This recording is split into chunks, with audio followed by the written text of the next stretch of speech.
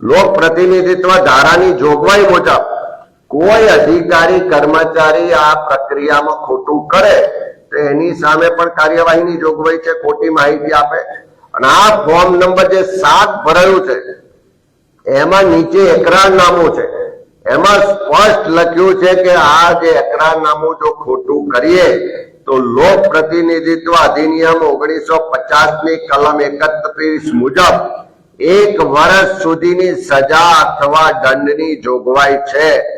એટલે એનો સ્પષ્ટ મતલબ છે કે જો તમે ખોટો વાંધો, ખોટી માહિતી આપો કે ખોટો એકરાર કરો તો તમારી સામે એફઆઈઆર થાય, 1 વર્ષ સુધીની સજા અથવા દંડની જોગવાઈ છે.